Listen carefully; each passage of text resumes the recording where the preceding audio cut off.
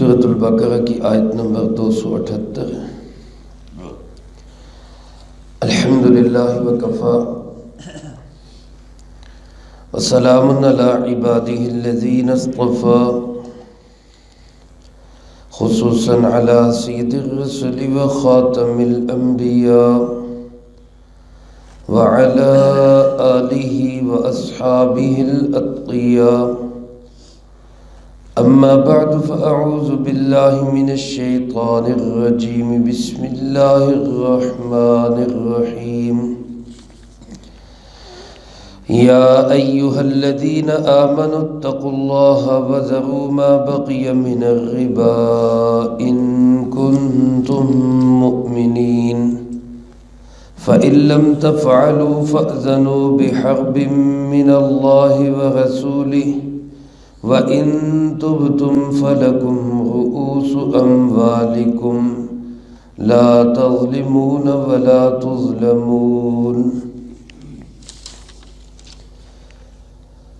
یا ایہا الذین آمنوا،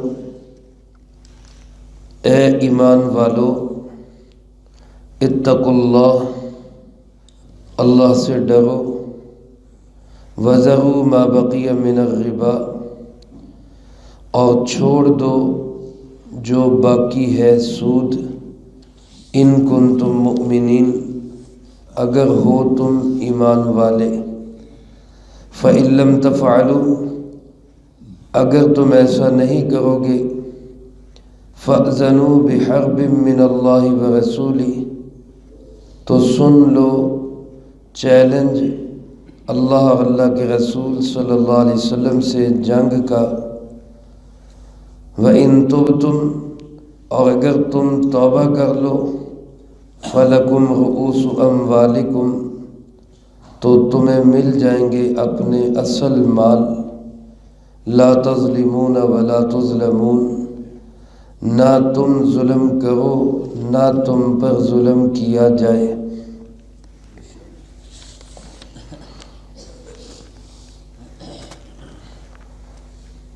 سود کے سلسلے میں یہ آیات مبارکہ بیان ہو رہی ہیں۔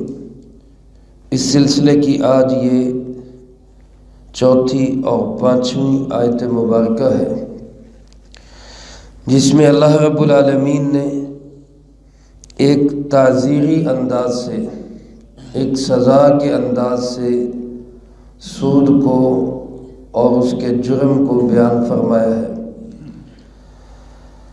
سب سے پہلے تو اللہ پاک نے فرمایا کہ اے ایمان والو، اللہ سے ڈرو، یعنی کتنا خوبصورت انداز، شفقت اور محبت سے لبریز، عام دنیا کے قوانین کی طرح نہیں کہ بس یہ قانون بیان ہو گیا لہذا قانون ہے، اس پہ عمل کرو۔ اس کی بجائے اس سے پہلے ایک شفقت کا خطاب ہے، اللہ سے ڈرو، اللہ سے ڈر جاؤ، اتقوا اللہ، خوف خدا دل میں پیدا کرو۔ اور یہی وہ اکثیر چیز ہے، اللہ کا ڈر، خوف خدا، تقوی، طہارت، کہ جو انسان کو اللہ کے ہر عمل پہ قائم کر دیتی ہے، کیونکہ کوئی بھی ایسی چیز نہیں جو انسان کو حکم خداوندی بجا لانے پہ مجبور کر سکے۔ کوئی ڈنڈا نہیں، کوئی سوٹا نہیں، کوئی فوج نہیں، کوئی پہرے دار نہیں، ان ساری چیزوں کو انسان چکر دے سکتا ہے، لیکن جو چیز انسان کو کسی بھی طرح سے ڈنڈی مارنے سے روک سکتی ہے وہ اللہ کا ڈر اور خوف ہے، اس لیے پہلے اس کا ذکر کیا۔ مفسرین کرام رحمہم اللہ نے لکھا ہے کہ مکہ کے فتح ہونے سے پہلے اور طائف کے فتح ہونے سے پہلے طائف کے لوگ اور مکہ مکرمہ کے لوگ آپس میں تجارتی معاملات کیا کرتے تھے، انہی معاملات میں یہ سود کے معاملات بھی ہوتے تھے۔ طائف کا ایک قبیلہ تھا بنو ثقیف، اس کا بہت بڑا سودی قرضہ تھا مکہ مکرمہ کے ایک قبیلے بنو مخزوم کے ذمہ۔ طائف والوں نے لینا تھا، بنو مخزوم والوں نے دینا تھا۔ اب قرض کی واپسی بھی تھی، قرض کے ساتھ ساتھ سود کی واپسی بھی تھی۔ طائف والے تقاضا کر رہے تھے کہ جناب ہمارا وہ قرضہ بھی دیں اور قرضے کے ساتھ جو سود ہے وہ بھی دیں۔ ادھر مکہ مکرمہ فتح ہو چکا اور مکہ مکرمہ کے گورنر بنا دیے گئے حضرت عتاب ابن اسید رضی اللہ تعالیٰ عنہ یا حضرت معاذ رضی اللہ تعالیٰ عنہ۔ انہوں نے یہ خط لکھا جناب محمد کریم صلی اللہ علیہ وسلم کی خدمت میں، آپ مدینہ منورہ میں تشریف فرما تھے، کہ جناب یہاں صورتحال یہ ہے کہ سود کی حرمت نازل ہو چکی ہے، لیکن قبیلہ بنو ثقیف کے لوگ بنو مخزوم سے اپنا قرض بھی واپس مانگ رہے ہیں، بمائے سود مانگ رہے ہیں۔ اب کا کیا ان کو پیغام دیا جائے، کیا کہا جائے ان کو؟ تو معلوم ہوا کہ حکومت وقت کی ذمہ داری ہے، گورنمنٹ کی ذمہ داری ہے کہ وہ سودی معاملات کو ختم کرے۔ بلکہ علماء نے لکھا ہے کہ اگر کسی قوم کے اندر سود پھیل جائے اور وہ سود چھوڑنے کے لیے تیار نہ ہو تو حاکم وقت کی ذمہ داری ہے کہ وہ اس قوم کے خلاف جہاد کا اعلان کرے۔ اور جہاں حاکم وقت خود ہی سود کا حمایتی بن جائے تو اس نظام معیشت کا پھر کیا حال ہوگا اور کیا عالم ہوگا۔ اللہ ہمیں ایسے حکمران نصیب فرمائے جو سود جیسی لعنت سے ہماری جان چھڑا دے۔ تو رسول اللہ صلی اللہ علیہ وسلم کے پاس جب یہ خط مبارک پہنچا، آپ نے خط پڑھا، ابھی آپ نے کوئی جواب نہیں دیا کہ اللہ رب العالمین کی طرف سے یہ آیات نازل ہو گئی، جس میں اللہ پاک نے بڑی سختی سے خطاب کرتے ہوئے فرمایا، اے ایمان والو اللہ سے ڈرو، وَذَرُوا مَا بَقِيَ مِنَ الرِّبَا، اور جو سود باقی رہ گیا اس کو چھوڑ دو، وہ تمہارے لیے حلال نہیں ہے، وہ اب حرام ہو چکا ہے۔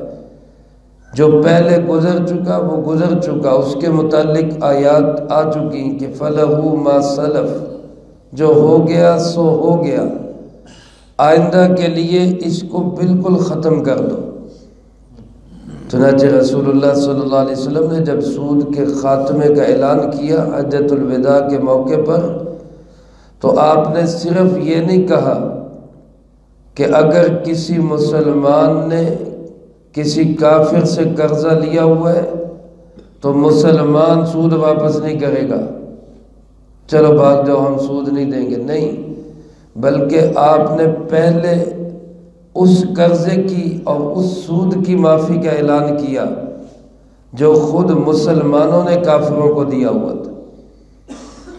حضرت عباس رضی اللہ تعالیٰ عنہ آپ کے چچا، انہوں نے بہت سارے لوگوں کو قرض دیا ہوا تھا اور ان سے سود طے تھا۔ آپ نے سب سے پہلے اعلان کیا کہ میرے چچا کو صرف اصل مال ملے گا، قرضہ واپس ہوگا، کسی کو کوئی سود نہیں دینا پڑے گا، سب چھوڑ دیا گیا۔ تو گویا اپنے گھر سے اور مسلمانوں سے اس کی ابتدا کی کہ ہم کسی سے قرض دیا ہوا قرض سود کے ساتھ نہیں لیں گے، صرف قرض لیں گے، سود چھوڑ دیا ہم نے۔ اور کافروں کو بھی اس کا پابند بنایا کہ انہوں نے اگر کسی مسلمان کو قرض دیا ہوا ہے تو وہ بھی سود چھوڑ دے۔ کافر کو بھی مسلمانوں کے ملک میں سودی معاملات کرنے کی اجازت نہیں ہے، مسلمان کہاں کرے گا؟ تو میرے عزیز دوستو، اللہ پاک نے اس کے لیے فرمایا، یا اے ایمان والو اللہ سے ڈرو اور جو سود باقی رہ گیا اس کو چھوڑ دو۔ اور آخر آیت میں پھر فرمایا، ان کنتم مؤمنین، اگر تم ایمان والے ہو، تمہارا ایمان اور یقین اللہ کی ذات پہ ہے تو پھر ایسا نہ کرو۔ یہ قرآن کریم کا وہ خوبصورت انداز ہے کہ صرف قانون کی لاٹھی نہیں مار دی، بلکہ اس کے ساتھ ساتھ ایک ترغیب کا پہلو بھی دیا کہ تمہارا ایمان ہی تب بچے گا جب تم سود کو چھوڑ دو گے، اور اگر ایسا نہیں کرتے فرمایا فَإِن لَّمْ تَفْعَلُوا، اگر تم سود کو نہیں چھوڑتے فَأْذَنُوا بِحَرْبٍ مِّنَ اللَّهِ وَرَسُولِهِ، تو پھر سن لو اللہ اس کے رسول کے ساتھ تمہاری جنگ ہے۔ میرے عزیز دوستو ذرا سوچیں، اللہ اور اس کے رسول کے ساتھ جنگ کر کے کوئی جیت سکتا ہے؟ آج ہمارے ملک پہ جو نحوست کے سائے ہیں یا ہمارے گھروں میں جو بے برکتیاں ہیں وہ اسی سودی نظام معیشت کی وجہ سے۔ آج کون سا اسلامی ملک ہے جو اس سودی نظام معیشت سے بچا ہوا ہے؟ سب بینکنگ کے جال میں پھنسے ہوئے ہیں اور اس کی پرواہ بھی نہیں ہے۔ اللہ کرے کہ چلو نکلنے کی فکر ہی پیدا ہو جائے کہ ہمیں اس جال سے نکلنا چاہیے، ورنہ اللہ اور اس کے رسول صلی اللہ علیہ وآلہ وسلم کے ساتھ کھلی جنگ ہے سود۔ اندازہ کریں کتنا سخت گناہ ہے۔ کسی گناہ پہ یہ چیلنج نہیں دیا گیا، کسی گناہ پہ یہ الفاظ استعمال نہیں کیے گئے کہ اگر تم اس گناہ سے باز نہیں آتے تو پھر اللہ اس کے رسول صلی اللہ علیہ وسلم کے ساتھ تمہاری جنگ ہے۔ سوائے سود کے، صرف سود کے ساتھ یہ استعمال کیا گیا، کیونکہ یہ ایسا ایک بدترین نظام ہے جو لوگوں کا خون چوس لیتا ہے۔ آج اگر آپ حضرات دیکھیں کہ چند خاندان اگر وہ روپے پیسے کے اندر کھیل رہے ہیں تو اس کے مقابلے میں دوسری طرف سینکڑوں نہیں ہزاروں خاندان وہ غربت کی لکیر سے بھی نیچے چلے گئے۔ اس لیے اسلام اس نظام کو پسند نہیں کرتا، بلکہ اسلام کا نظام معیشت کیا ہے کہ جس میں پہلی بنیاد یہ ہے کہ خرچ کرو، لوگوں کے اوپر خرچ کرو۔ یہ فرق ہے بنیادی سود میں اور صدقے میں، یہی تو بنیادی فرق ہے کہ صدقہ احساس پیدا کرتا ہے، دوسروں پہ خرچ کرنے کا جذبہ پیدا کرتا ہے، اور سود انسان کو انتہائی گھٹیا بناتا ہے، بے حس کر دیتا ہے، ظالم بنا دیتا ہے۔ سود والے کی سوچ اور ذہن یہ ہوتا ہے بس میری تجوری بھرنی چاہیے، کسی کے بچے بھوک سے مرتے ہیں مر جائیں، کسی کے بزرگ بغیر دوائی کے دنیا سے جاتے ہیں چلے جائیں، میری تجوری بھرنی چاہیے۔ تو اللہ پاک نے اس نظام معیشت، سودی نظام معیشت کو اس قدر گھنونی حرکت فرمایا کہ سود نہ چھوڑنے والا وہ اللہ اس کے رسول سے جنگ کے لیے تیار ہو جائے صلی اللہ علیہ وآلہ وسلم۔ اور میرے عزیز دوستو اللہ پاک فرماتے ہیں ان تبتم، اگر تم توبہ کر لو، فلکم رؤوس اموالکم، تو تمہیں تمہارا اصل مال مل جائے گا۔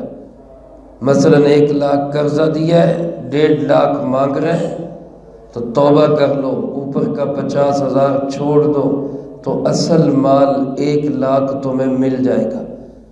اس آیت کا تقاضا یہ ہے کہ اگر کوئی توبہ نہیں کرتا، اگر کوئی سود خور اپنے سود کو نہیں چھوڑتا تو پھر اس کا اصل مال بھی اس کو نہیں ملے گا۔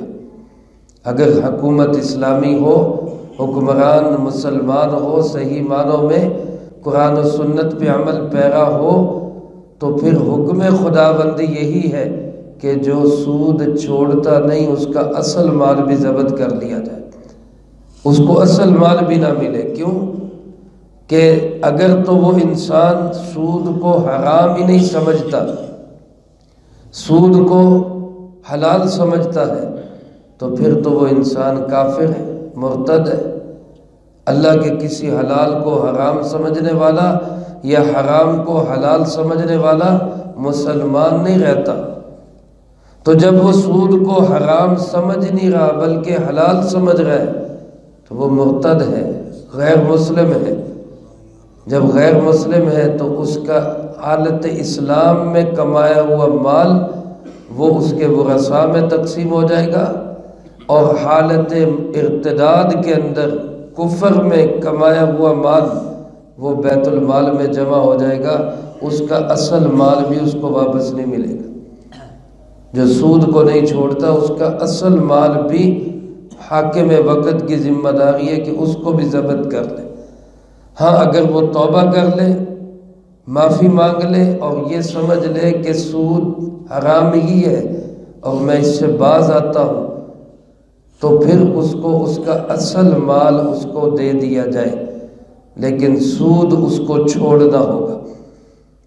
اور اگر وہ سمجھتا تو حرام ہے لیکن چھوڑنے کے لیے تیار نہیں ہے، تب بھی حاکم وقت کی ذمہ داری ہے کہ بطور سزا کے اس کا مال ضبط کر لے۔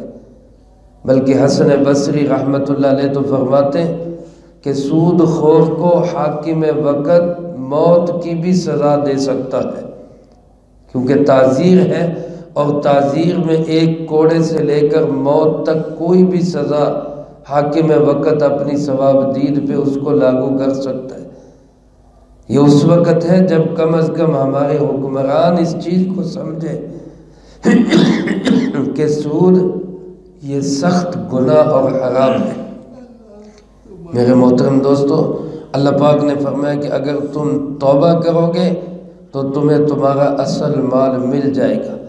قبیلہ بنو ثقیف کو بھی یہ بات سمجھا دی کہ اگر توبہ کر لو، چھوڑ دو سود کو، تو جو بنو مخزوم سے اصل قرض دیا ہوا وہ تمہیں واپس مل جائے گا۔ لا تظلمون، نہ تم ظلم کرو، ولا تظلمون، نہ تم پہ ظلم کیا جائے۔ یعنی نہ تو تم قرض دے کے سود لو کہ غریب پہ ظلم کرو، اور نہ ہی غریب تمہارا مال قرضہ رکھ کے ٹال مٹول کر کے وہ بھی تم پہ ظلم نہ کرے۔ نہ تمہاری طرف سے ظلم ہو، نہ تمہارے ساتھ زیادتی کی جائے۔ چنانچہ اگر کسی کو قرض دیا ہے اور وہ جان بوجھ کے ٹال مٹول کرتا ہے، اس کے پاس ادائیگی کے لیے پیسے ہیں لیکن ٹال مٹول کرتا ہے، کل آ جانا، پرسوں آ جانا، اللہ کے محبوب صلی اللہ علیہ وسلم نے فرمایا مطل الغنی ظلم، مالدار آدمی کا ٹال مٹول کرنا یہ ظلم ہے۔ جس نے قرض لیا ہوا ہے اس کو ادائیگی کرنی چاہیے، فوراً ادائیگی کرنی چاہیے۔ کہ مقروض قرض والا وہ بھی ایسی حالت میں ہوتا ہے کہ اللہ کے محبوب صلی اللہ علیہ وآلہ وسلم کے پاس جنازہ لایا جاتا اور آپ سے درخواست کی جاتی کہ جنازہ پڑھا دیں، تو آپ پوچھا کرتے کہ اس پہ قرض تو نہیں، اس میت پہ قرض تو نہیں ہے۔ اگر بتایا جاتا کہ جناب میت مقروض ہے تو آپ فرمایا کرتے کہ میں اس کا جنازہ نہیں پڑھاؤں گا، اس کا تم خود ہی جنازہ پڑھ لو۔ یعنی مقروض کا جنازہ بھی آپ پڑھانے کے لیے تیار نہیں۔ اور پھر جب اللہ پاک نے آپ کو وسعت دی، مالی طور پہ حکومت اسلامیہ مضبوط ہو گئی، تو پھر آپ صلی اللہ علیہ وسلم فرمایا کرتے تھے ریاست مدینہ کا والی ہونے کی حیثیت سے اس مقروض کا قرض میرے ذمے ہے، آؤ جنازہ پڑھتے ہیں۔ پھر آپ اس کو خود اپنے ذمے لے لیا کرتے تھے، یا کوئی ذمہ اٹھا لیتا کہ جناب اس کا قرض میں ادا کروں گا، پھر آپ جنازہ پڑھایا کرتے۔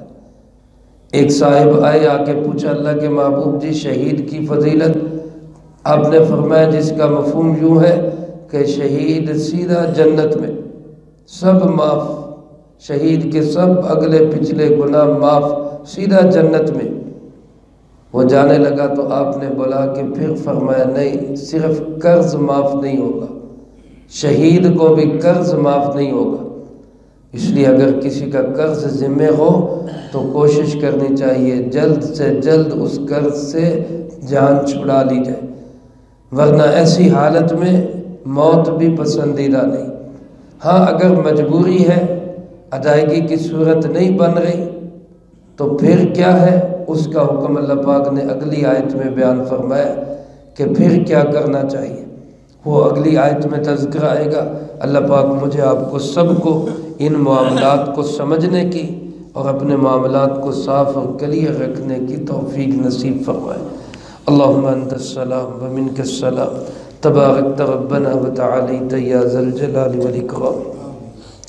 اللہم اعنا علی ذکرک وشکرک وحسن عبادتک۔